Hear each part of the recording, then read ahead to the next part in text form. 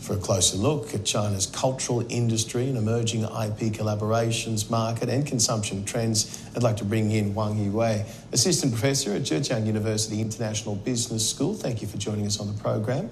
Does this growing popularity of IP co-branded products indicate a lasting shift in China's consumption from more basic needs to emotional engagement? Thanks for having me. Yes, indeed. I think this recent boom of co-branded IP products signals structural change, and it's mostly demand-driven. So the young Chinese consumers, which we typically call Gen Z, are moving beyond the traditional utilitarian consumption and starting to embrace the product that can help them express their self-identity, emotions, and their attitude.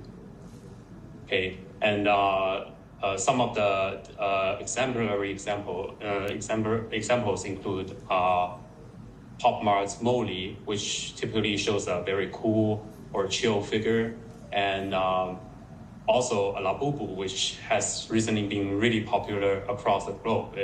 Some shows very bizarre or even quirky figure. So that means China is actually moving at the forefront of selling emotions instead of utilitarian products. Now, this rise of domestic Chinese IP brands, does it demonstrate that China's cultural industry is becoming more competitive on a global scale against established international players in the field? Yeah, absolutely. So China is never short of great IP such as the Monkey King.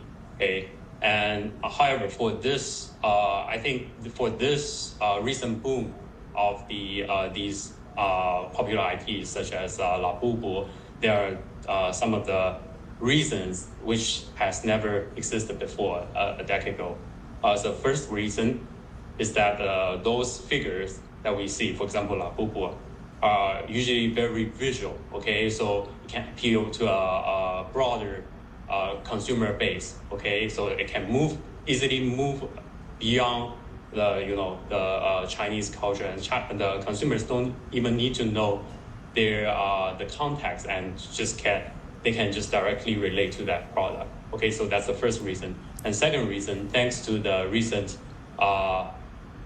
development of social media and short video platforms. Okay, so a blockbuster product can easily get viral on the internet and then easily become known to a greater population of consumers. So that's the second reason. And third, all these companies, okay, they're really good at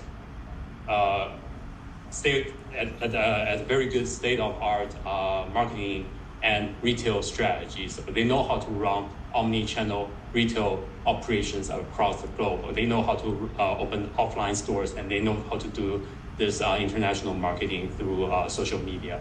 So I think all of these reasons combined contribute to the success of these IPs that are really viral. And with such rapid growth of the IP collaboration market, is there a risk a bubble could form and then burst just as quickly? How can investors and stakeholders protect themselves from the dangers of over-speculation in this market? That's a really good question. Okay, so let's use Pop Mart as an example. Okay, so 2024, according to Pop Mart's balance sheet, okay, its total assets 14.8 billion RMB, okay, among which they have 10 billion RMB worth of cash or cash equivalents, okay? And so that means they are actually doing fantastic in terms of their cash flow, okay? And moreover, they have really good business model. For example, they have pre-sale system, which allow the customer to pay before receiving the product. They're running on a negative cash-to-cash conversion cycle, okay, keeping the accounts receivable and inventory level really low, okay. So they're doing fantastic in terms of the operations management, okay. And also thanks to the recent blockbuster items such as La Bubu, okay, they can further leverage this in their supply chain management and drive down the cost along the supply chain. So that being said, I think for the trendy business, trendy toy business, they're doing fantastic. But if they're going for a $1 trillion business, then maybe the next move might be to expand horizontally. For example, venturing into the theme park industry or venturing into the game anime industry. So I saw some news about that, but that would be a totally different story. Okay, Wang so Yiwei, that's my take on this. Wang Yiwei, thank you very much for your analysis and insight. You haven't convinced me to buy Labubu just yet. He's the assistant professor at Zhejiang University International Business School, but thank you very much for your time.